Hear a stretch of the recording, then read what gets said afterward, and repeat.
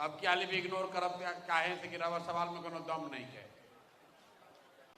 सबसे पहले तो आप सभी महानुभावों का यहाँ पर स्वागत है कि आप लोग समय निकाल कर बरसात की शाम में जब घरे बैठ के पकौड़ा चाय खाए के मन होत रहे तो छोड़ के रहुआ जा आइल बानी, एकरा खातिर रहुआ के धन्यवाद कर रहा बानी। बिहार में छपरा में, सिवान में, गोपालगंज में, इन शहरों में 100, 200, 400, 500 आदमी बैठ के नेताजी से सवाल करता रहा, यही अपने आप में जन सुराज की सबसे बड़ी सफलता है। न तो आदमी ऐजा 25-30 वर्ष से तो चुनाव और राजनीति से उतने जानता हूं कि अब क्या लालू जी के लावे के बाद कि लालू जी के हारावे के बाद, इसके आगे तो कभी आप सोचे ही नहीं। लंबा लंबा आप बात जरूर कर रहे हैं, लेकिन हम आपको बता रहे हैं, कई आदमी यहाँ खड़े होकर कहे कि भैया ये नया जेपी हैं, नया गांधी हैं। भाई, पदयात्रा कर देने से कोई गांधी नहीं बन जाता है। 4 गो चुनाव जीत लेने से आप चाणक्य नहीं बन जाइएगा। नारा दे देने से आप जेपी नहीं बन जाइएगा। हम लोग बहुत छोटे लोग हैं, बहुत साधारण लोग हैं। ये बहुत बड़े बड़े लोगों का आप लोग नाम लेते हैं, जेपी, गांधी, चाणक्य, चंद्रगुप्त, ये सदियों में कोई 1-2 आदमी पैदा हुआ है। हम और आप इतना ही कर सकते हैं कि ये महानुभावों ने जो रास्ता दिखाया है उसको कुछ जीवन में आप फॉलो करने का कोशिश कर सकते हैं। खुद को जेपी और चाणक्य और महात्मा गांधी ना कहलाने की हमारी विद्वता है, ना हमारा वो चरित्र है, ना हम ऐसा कोई दावा करते हैं। आपसे भी आग्रह करेंगे कि इस तरह का विशेषण मत दिया कीजिए किसी को, हमारे लिए नहीं, किसी को मत दीजिए। एक कोई चुनाव जीत गया कहता है चाणक्य है, एक कोई आदमी पैदल चल दिया कह दिए नए गांधी हैं। ऐसे अगर गांधी पैदा होने लगते तो हर दूसरे महीना कोई नया गांधी हो जाता। इतना आसान नहीं है। रह गई बात कि भाई आप जनसुराज की इस सभा में आए हैं, कई लोग आशा अपेक्षा से भी आए हैं। समय निकाल कर जो भी आया है तो ये सोच कर ही आया है कि भाई कुछ अच्छा हो, आपकी चाहत है, कुछ आपकी अपनी शंकाएं भी हैं, कुछ आपका अपना डर भी है, कुछ आपने अपने सुझाव भी रखे हैं। तो सबसे पहले जो आपकी शंका है, भाई साहब ने कहा कि भाई आप पर भरोसा क्यों करें, आप पर भरोसा क्यों करें। 14 में भी तो क्यों आया था, उसने भी तो यही बात कही थी। 14 ही क्यों, आपको तो 52 से ही लोग बढ़िया बढ़िया बात बता रहे हैं। तो आप जाकर मेरा भाषण सुनिए, जो 3 बरस से हम बात बता रहे हैं। हम तो स्वयं से ये कह रहे हैं कि एक प्रशांत किशोर को छोड़िए, अगर 10 प्रशांत किशोर भी आ जाएंगे तब भी बिहार नहीं सुधर सकता है। जब तक यहाँ के लोग नहीं सुधरेंगे तब तक कोई व्यवस्था इसको सुधार नहीं सकता। ये कोचिंग कराने वाले भाई साहब ने बड़ा ओजस्वी सवाल के फॉर्म में बड़ा भाषण भी दिया, लोगों ने ताली भी बजाई। इतना लंबा लंबा उन्होंने कहा सामान्य को चुनिए, हमारा लोकल चुनिए, स्थानीय चुनिए, विदेशी चुनिए। भाजपा के एक साथी कार्यकर्ता ने भी कहा भैया 5000 वोट दिलवाए हैं मोदी के लिए। गुस्सा तो है, लेकिन कहते कहते सोचे ना मोदी देश के लिए ठीक है, यहाँ के लिए बदलने के लिए तैयार हो गए। लेकिन देखिए ये जितने लोग हैं युवा साथी, पीछे से एक आदमी भाषण दिया कि युवा ही क्यों नहीं होना चाहिए। तो मेरे भाई, छपरा की जो समस्या है, जो मलहौरा की समस्या है, या आपके गांव पंचायत की समस्या है, या शिक्षा की, भ्रष्टाचार की, पलायन की समस्या है, इसमें कोई ऐसी समस्या नहीं है जो पिछले 1-1.5 साल में शुरू हुई है। ये वर्षों से चला आ रहा है। मलहौरा आज नहीं बंद हुआ है, लेकिन जरा आप अपने से पूछिए कि आपके विधायक कितना बार से आप उनको जिता रहे हैं, आपके सांसद महोदय को आप कितना बार से जिता रहे हैं। आप तुरंत कहिएगा भैया 2 बार, 3 बार, 4 बार। अरे भाई, तो एक और आप कह रहे हो कि मलहौरा में चीनी मिल चालू कीजिएगा तब वोट देंगे, और 4 बार से उसको जिता रहे हो जो मलहौरा मिल का चीनी का चालू करना तो छोड़िए, वहां जमीन खरीद बिक्री करके बेच दिया। दोनों बात कैसे होगा रे भाई।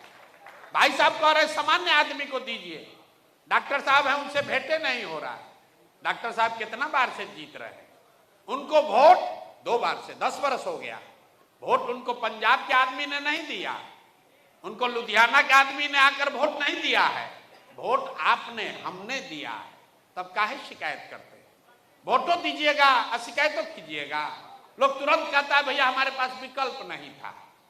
यहां पर बैठे हुए जितने लोग हैं पूछेंगे भैया अपने सांसद को, महाराजगंज छपरा के सांसद को 3-3 बार से काहे जिता रहे हो? काम नहीं किए हरा देते। तो तुरंत आदमी कहता है भैया विकल्प नहीं था। आप जरा बताइए, सब लोग तो पढ़े लिखे लोग हैं, ईवीएम पर इस बार यहां नोटा था कि नहीं था? नोटा था कि नहीं था? आदमी कहता है भैया नोटा पर वोट देंगे, वोट बर्बाद हो जाएगा। अरे भाई आप पढ़े लिखे लोग हैं, संवैधानिक व्यवस्था है कि अगर नोटा को सबसे ज्यादा वोट आ जाए तो जितने प्रत्याशी खड़े हैं उस सबको डीबार करके पार्टियों पर ये दबाव होगा, पार्टियों पर ये कंपल्सन होगा कि उनको नए उम्मीदवार देकर फिर से चुनाव कराना पड़ेगा। लेकिन जिस दिन वोट देना था उस दिन तो आपको मोदी जी दिखे, उस दिन आपको राम मंदिर दिखा, उस दिन लालू से हिसाब किताब दिखा, उस दिन आपको अपना जात दिखा, उस दिन रात में बटने वाला मुर्गा भात दिखा, 2 पाउच का हिसाब किताब भी लगाया गया। तब वोटवा दे दिए जब पाउच पर, मुर्गा भात खाकर अपने जात पर, तब भैया थोड़े दिन मरहौड़ा मिल और बंद रहेगा। कैसे चालू होगा भाई? जब तक नेताओं के मन में ये डर नहीं होगा कि हम काम नहीं करेंगे तो जनता हमको हराएगी, तब तक बिहार में सुधार नहीं होगा। वो चाहे जनसुराज का ही जीत कर क्यों ना आ जाए। अगर जनसुराज के लोग भी जीत कर आ जाएं और जान जाएगा कि भैया हमको जनता इस बार वोट देने ही वाली है, कोई काम क्यों करेगा? यही नीतीश कुमार 2005 से लेकर 2010 में काम किए थे, लेकिन 10 के बाद उनको हो गया कि लालू जी के डर से वोट हम ही को पड़ेगा। 15 के बाद तो उन्होंने ऐसा फॉर्मूला बना लिया है कि वोट आप किसी को दीजिएगा हम ही रहेंगे। भैया जिसको दबाना है दबा दो, कांग्रेस को दबा दो, ललटेन को दबा दो, कमल को दबा दो, कुर्सियां पर तो हम ही बैठेंगे। तो उत्तरोत्तर काम करना बंद कर दिया उन्होंने। मालूम है चीफ मिनिस्टर हम ही रहेंगे। अगर यहाँ के विद्यार्थियों को यह पता हो कि हमको 95% नंबर आएगा ही आएगा, तो हम काहे पढ़ाई करेंगे भाई? तो बिहार की जनता ने पहले ही तय कर दिया है कि भैया हम वोट इन्हीं को देंगे। अगर आप लालू जी के विरोधी हैं तो आपको मालूम है, नेताओं को मालूम है कि हंस के गा के गरिया के वोटवा वोट उसी को दीजिएगा। 5 बरस बैठ के गरियाइएगा, लेकिन जब वोट होगा तो कहिए भैया कुछ हो, लालू से तो ठीक है, चलो इसी को दे देते हैं मन मार के, कम से कम अपहरण नहीं है, रंगदारी नहीं है। यही हाल अपने मुसलमान भाइयों का है। ये लोग का दुर्दशा देखिए, दलितों के बाद सबसे ज्यादा गरीब बदहाल फटेहाल अगर कोई है तो मुसलमान है। वो जानता है बेचारा, अपनी स्थिति को जानता है, लेकिन चुनाव आता है उसके सामने दिखता है भैया भाजपा को दे नहीं सकते हैं तो वोट अब दे किसको? तो लालटेने दिख रहा है, इसी में किरासन तेल बन के जले जा रहे हैं। मेरे भाई जब तक आप नहीं सुधरोगे तब तक कोई सुधार होने वाला नहीं है। जनसुराज इतना ही आपको कर रहा है कि आपको एक विकल्प दे रहा है। आप चाहिए तो ट्राई कीजिए, नहीं माने तो जहां है वहीं रहिए। अब भाई साहब कह रहे हैं आप पर काहे भरोसा करें? पहले से हमारे पास 2 लोग हैं, हमको ठगा है। जो सवाल पूछ रहे हैं उसी में इन्होंने उत्तर दे दिया। ये कह रहे हैं कि जो 2 आदमी है वह हमको 14 से 10 साल से 15 साल से ठग रहा है। आप नया नया आए हैं, मान लीजिए हम नया नया ठग आए हैं, तो आपको तय करना है कि जो 20 बरिस से ठग रहा है उसी से ठगाते रहिएगा कि कोनो नया आदमी को ट्राई करिएगा। अरे आप तय कर लो भाई। हम इतना बुर्बक तो है नहीं कि आपको कहेंगे कि हम आपको ठगने वाले हैं। आप लोग जो ये सवाल पूछते हैं कि भैया आप पर भरोसा कैसे करें, तो आप ये बताइए कि मान लीजिए हमको आपका गला काटना है तो हम ये कहेंगे कि हम गला काटेंगे? तो इस सवाल पूछने का क्या मतलब है? लेकिन आपने सवाल पूछा है तो उत्तर तो देना पड़ेगा। तो मेरे भाई आपको जनसुराज पर भरोसा करना चाहिए कि नहीं, उसका उत्तर यह है कि मान लीजिए कि आपको चीनी का बीमारी है, डॉक्टर साहब के पास आप गए हैं इलाज कराने, डॉक्टर ने दवा दिया और साथ में ये कह दिया कि इलाज आपको करा रहे हैं, ये रोग ठीक नहीं होगा। अब संयम से रहिए, दवा खाते रहिए, चीनी मत खाइएगा, चावल मत खाइएगा, योगा कीजिए, पैदल टहलिए, तो आपका ये कंट्रोल में रहेगा। आप मन महसूस के आ गए, घर वालों ने पूछा तो आपने कहा भैया जो दशा है वही है, अब सुधरेगा नहीं। डॉक्टर साहब बोले हैं चीनी के रोग के साथ ही अब हमको अपना जीना पड़ेगा।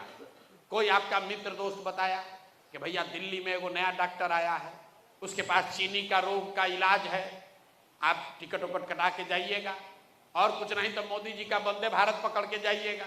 वहां डॉक्टर साहब के पास आप पहुंच गए, आपने डॉक्टर को कहा कि सर सुने हैं कि आपके पास चीनी के रोग का इलाज है, तो डॉक्टर आपको बताएगा कि हाँ इलाज तो है, लेकिन नई दवा आई है, अभी अमेरिका में अभी इसका ट्रायल हुआ है, 50% संभावना है आपका चीनी का रोग ठीक भी हो सकता है, 50% संभावना है ठीक नहीं भी हो सकता है।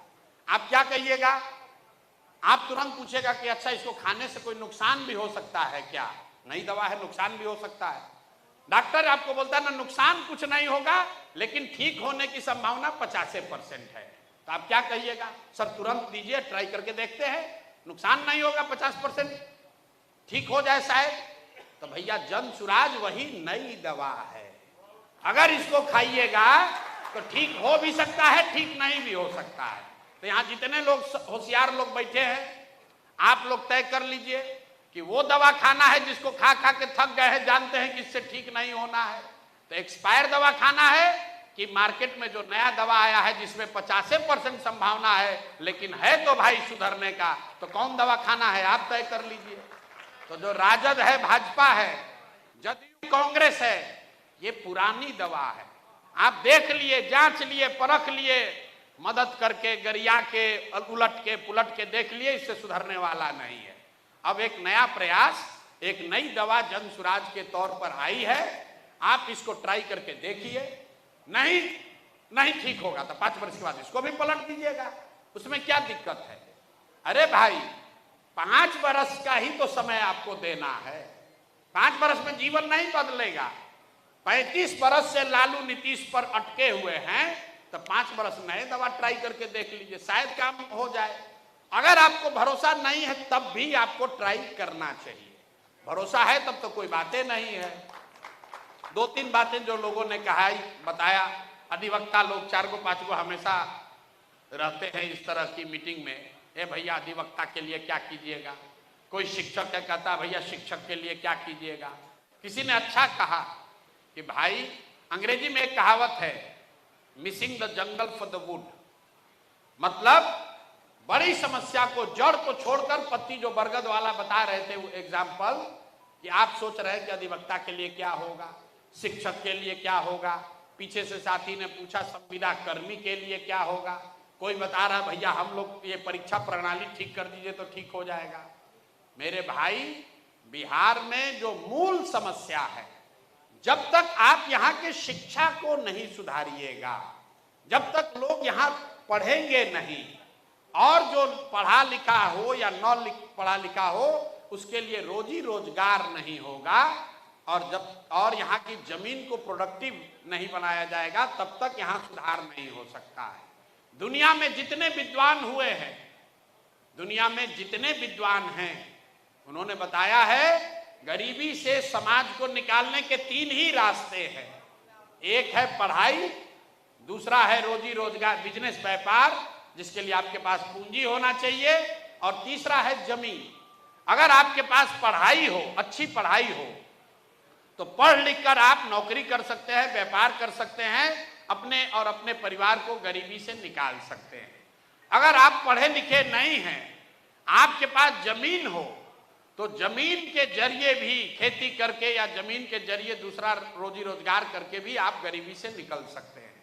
और जिसके पास दोनों नहीं है, उसके पास अगर पूंजी हो, पैसा हो, तो कोई ना कोई छोटा मोटा रोजी रोजगार, व्यापार करके भी आप अपना जीवन सुधार सकते हैं। बिहार के समाज को अगर आप ध्यान से देखिएगा, तो यहाँ पर 2/3 से ज्यादा लोगों के पास ये तीनों में तीनों चीज नहीं है। यहाँ 2/3 से ज्यादा लोगों के पास न पढ़ाई है, न जमीन है, न पैसा पूंजी है। इसीलिए आपको इतनी गरीबी दिखती है। देश भर में तरक्की हो रही है, लेकिन बिहार में गरीबी कम नहीं हो रहा है, इसलिए कि यहाँ ज्यादातर लोग जो गरीब आदमी है उसके और उसके बच्चों के पास पढ़ने की सुविधा नहीं है।